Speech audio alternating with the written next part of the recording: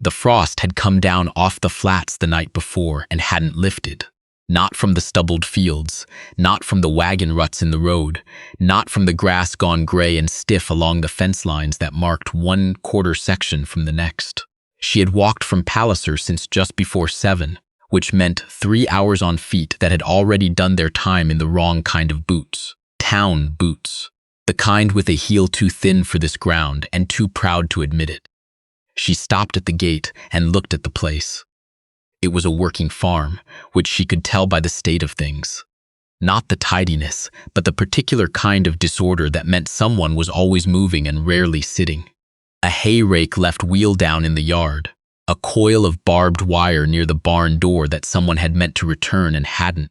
The house itself was plain board and tar paper, chinked tight, with a good roof and a stovepipe, putting up a thin column of smoke that barely bent in the wind. The barn was bigger than the house. That told her something about the man who had built it.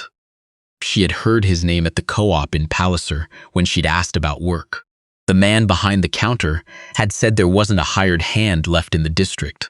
Harvest done, most gone to the city for the winter. But a woman buying flour had spoken up without being asked.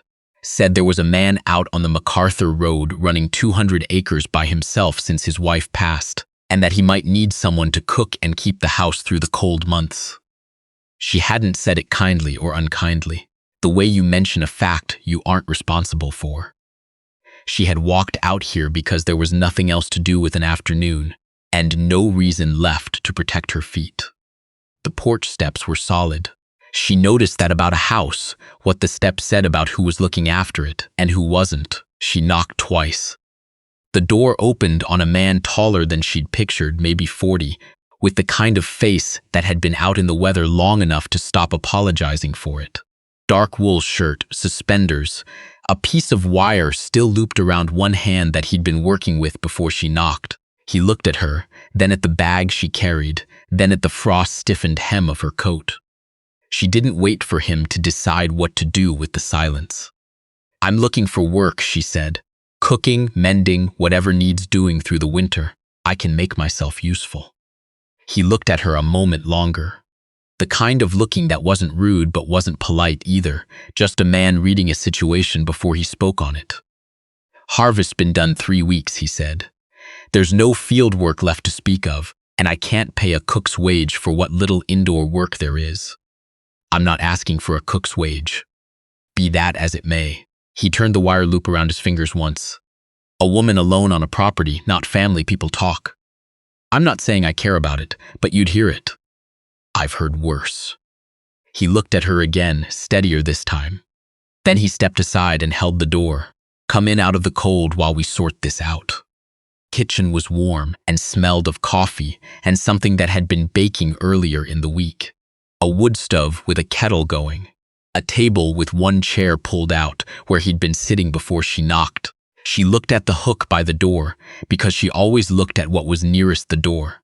And there was a scarf there, a woman's scarf, pale gray wool, folded over the hook the way a person folds something they intend to pick up again soon. She looked at it for only a second, long enough to see it was clean, not dusty, not cobwebbed, and then she looked away. He poured 2 cups without asking and set one on the table for her. He stayed standing. "There's a room," he said, "the one off the east wall. It has its own stove and I can keep it aired." "That's generous," she said, "for a man who isn't sure he needs a cook." Something moved in his face that wasn't quite a smile. "I didn't say I wasn't sure." He set his cup down. "What I need isn't a cook." She waited. "I need a wife." He said it the way a man says the price of something he's been thinking over for a long time. Not a question, not a plea. Just a fact set down on the table between them, plain enough that she could pick it up or leave it where it lay. I know how that sounds to a woman who walked 3 hours to ask for a job. She looked at him. "Roads freeze in 9 days," he said. "Maybe 10, depending on how serious the weather means to be about it. After that, no supply wagon until late March, no getting to Palliser or back. If you want to leave, it has to be before the freeze." He picked up his cup. "I'm not asking you to answer today. There's a room, there's meals, there's nothing asked of you while you're deciding. If the answer's no, I'll hitch the team and drive you to Palliser myself before the roads go." No hard feelings carried either way. And if I don't decide, she said, then 9 days is 9 days, I won't push it. She sat with her hands around the cup, which was hot and plain and did the job cups are meant to do. She thought about the last 4 months. The boarding house in Moose Jaw where she'd worked the summer, the letter in August saying her sister's spare room was no longer spare, the trunk she'd been carrying and setting down and picking back up since June. She thought about how the world had a way of narrowing until there wasn't much left to protect. 9 days, she said. 9 days. He pulled out his chair and sat across from her. Room's got a good stove, I'll have it going by supper time. She did not unpack her trunk that evening. 9 days was not the kind of time that warranted unpacking. But she noticed the bed had fresh sheets, not fresh laundered, but fresh moused, still folded into the creases from however long they'd sat in the chest.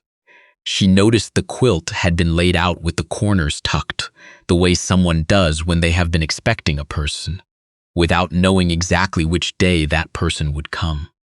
She did not comment on this. At supper, he passed the bread without ceremony. He asked whether the room was warm enough, and she said yes, and that was the whole of it. He ate the way a man eats when he's been cooking for himself long enough to have stopped bothering to enjoy it. She had seen that before, the particular efficiency of a person who has gotten eating down to a task.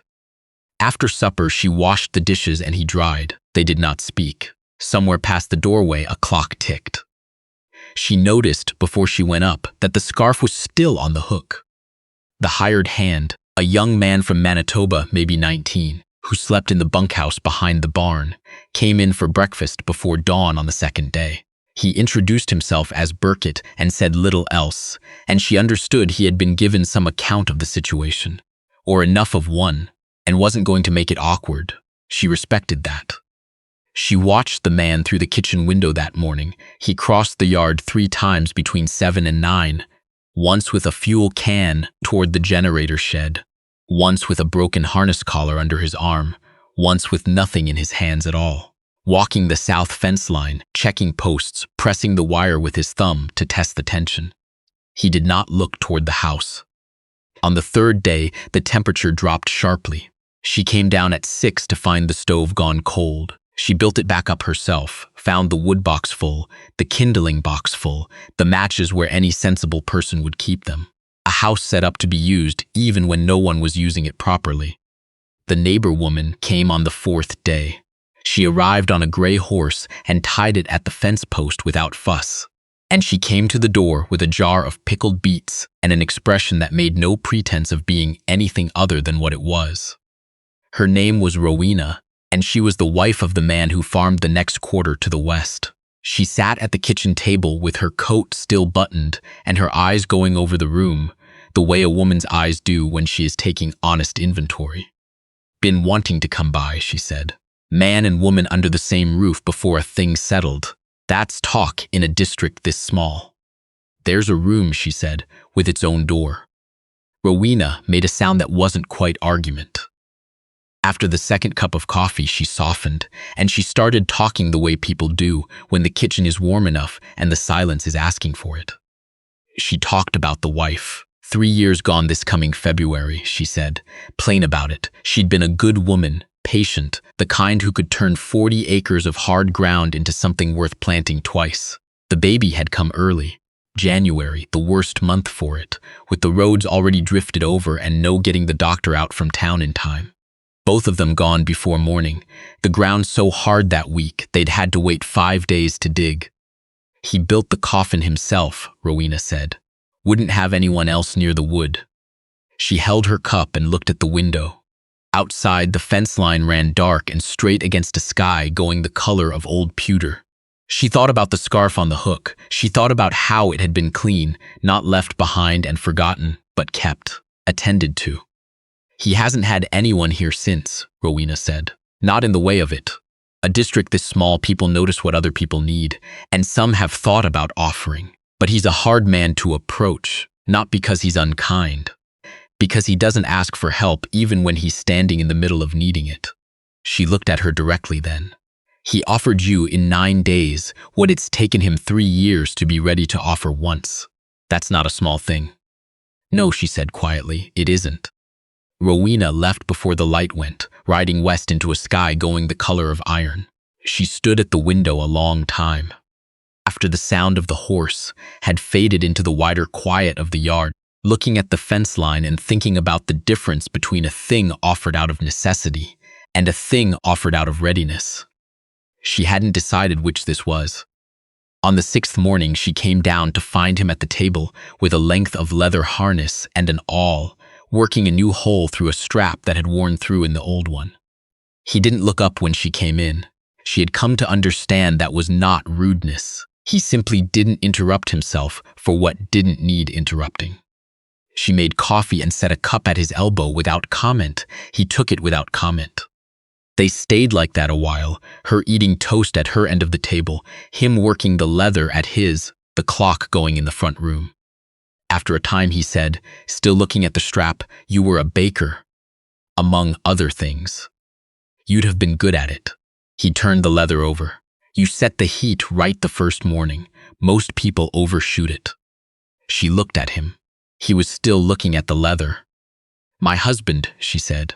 And the word came out more plainly than she expected, the way a word does when you haven't said it in a long while and have stopped fearing it. He liked bread, even bad bread. I learned to make it well enough that he didn't have to pretend. He set down the strap. He did not look at her yet. He looked at the table between them, the way a man looks at a piece of ground he is about to commit to crossing. What happened to him? Scarlet fever 2 winters ago. It moved fast. She wrapped both hands around her cup. We had a farm outside of Regina, small. He was better with animals than I was. I was better with the numbers. We balanced each other. She paused. After he died, I couldn't keep up the payments alone.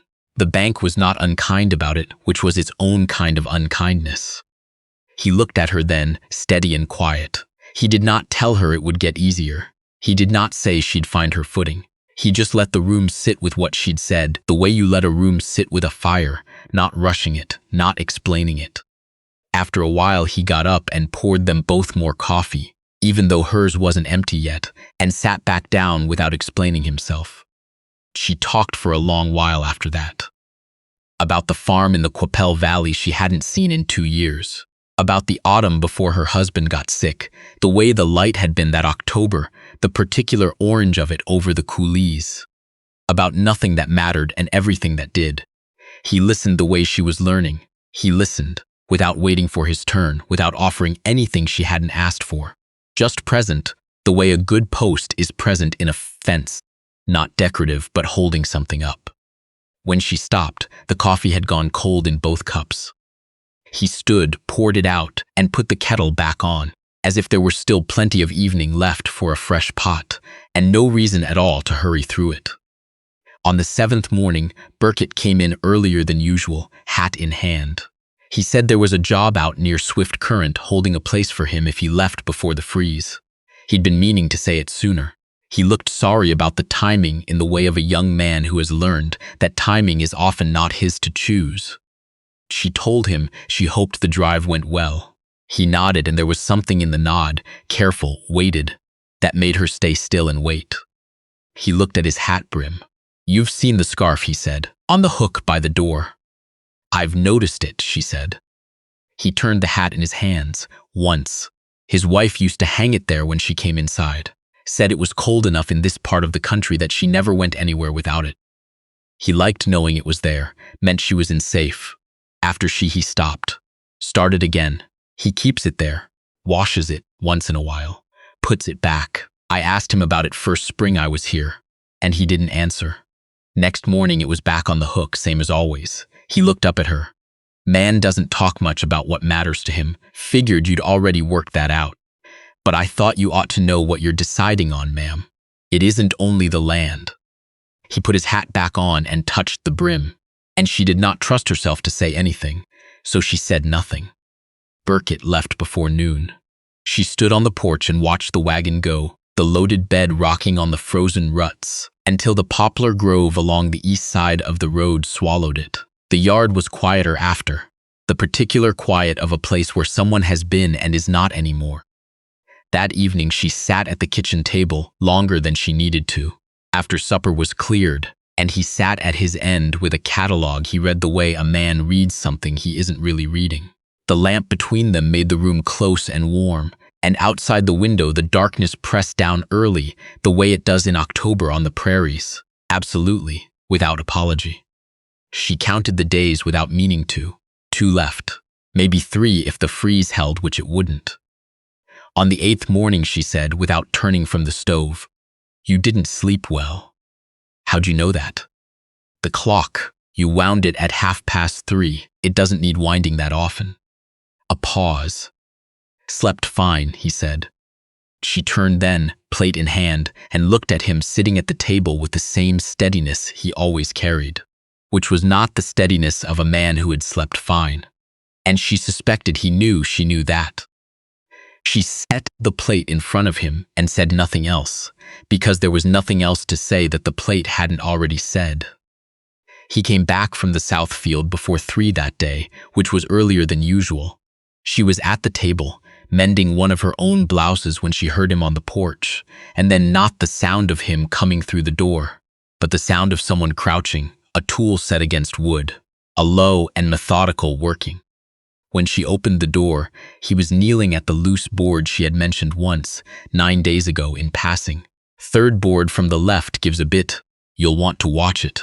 She had said it the way you note weather, not expecting anyone to act on it. He had a pry bar and a new plank across his knee, and he was fitting it flush to the boards on either side, with the patience of a man who is doing something he decided on privately and is not going to explain. He looked up. Boards were soft underneath, wouldn't have held another season. She looked at the new plank, pale and clean, against the weathered gray of the others around it. She looked at him, kneeling there in the cold with sawdust on his knees. She understood the way you understand weather changing before it arrives, that something had been answered that neither of them had asked out loud. "Thank you," she said. He nodded once, gathered his tools, and went to put them away, and she stood on the mended board a long moment after he'd gone, feeling it hold solid beneath her weight. That evening, after he came in and washed up, she went to the hook by the door. The scarf was there, as it always was. She took it down carefully, the way you take down something that has mattered to someone else longer than it has been yours to touch. She folded it once, then again, until it was a small and tidy square, and she set it on the shelf above the hooks, up and out of the way, and not gone, just placed where things go when they are ready to stop being in the middle of the room. Then she took her own scarf, brown wool, plain, nothing special about it, off the peg she'd been using these 9 days, and hung it on the hook where the gray one had been. She did not turn around right away. She stood facing the door, her hands loose at her sides, feeling the room behind her go still in the way.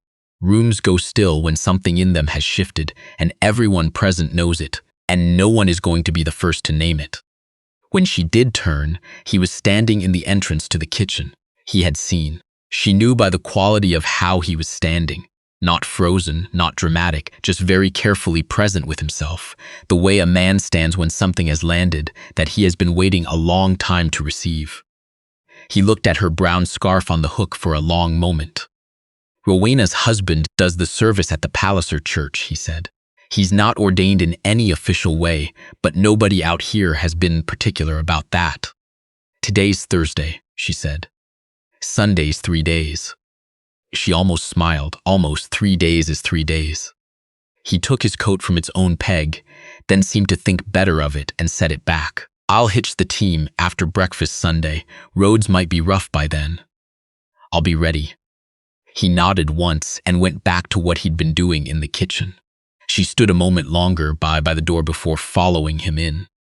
The night of the 9th day came down cold and clear, the kind of cold that meant business, and she lay awake in the east room listening to the wind move across the flat land in every direction, and found, somewhere around midnight, that she had stopped counting days entirely.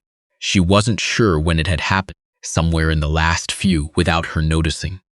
Sunday arrived gray and still, the sky pressed close over the prairie. She woke before the stove needed tending and went down to find coffee already made. On the table was a small wooden box she hadn't seen before. She did not open it right away. She stood looking at it for a moment. When he came in from the barn, frost at his collar and his breath still faintly visible, he nodded at the box. My mother's. Been sitting in the top of the wardrobe since the first wedding. He said it the way he said most things, plain, and into the middle of the room, where she could pick it up or let it go. Inside the box was a ring, silver, thin, worn smooth along the inner edge where it had sat on a finger a long time. She looked at it, then she placed the lid back gently and set it in her coat pocket, and he watched her do it and said nothing, which was exactly right. The drive to Palliser took an hour and a half, the horses working through a thin overnight snow that had not yet decided how serious it meant to be. He drove. She sat beside him with the blanket across both their knees, which had come about without either of them arranging it. Once, a rut in the road jolted the wagon hard, and she caught his arm without thinking, and let go when the road smoothed, and neither of them said anything about it. Rowena's husband, a tall man named Callister, with a minister's unhurried manner and a farmer's hands, met them at the door of the small frame church at the east end of town. He looked at them without much surprise. In a district this small, news had a way of arriving before people did. It was a short service, plain and practical, the way things are when they are real. Two of Rowena's daughters called in from next door to stand as witness, still in their barn coats and not bothered about it. She said the words in a clear, steady voice. He said his the same way. When it was done, Callister shook both their hands and said he hoped the roads held long enough for them to get home. They did, though barely. The snow had made up its mind by the time they turned back onto the MacArthur Road, coming down in earnest, the kind of snow that makes the world small and specific. The ears of the horses, the fence posts going past, the gate at the top of the lane. He stopped the team at the gate and got down to open it, and when he climbed back up, his shoulder came against hers in the cold, and she did not shift away from it. The house came into view through the falling white, smoke from the kitchen stovepipe going straight up into the windless gray, the barn, dark and solid beyond it, the south fence line with its posts still standing. She looked at it and felt something settle in her chest that had been unsettled a long time. Not quite warmth, not quite peace, something quieter than either, the particular feeling of ground that holds when you put your weight on it. He unhitched the horses and she put the coffee on, and when he came in from the barn she had 2 cups on the table and the stove banked up against the night ahead. He sat down across from her.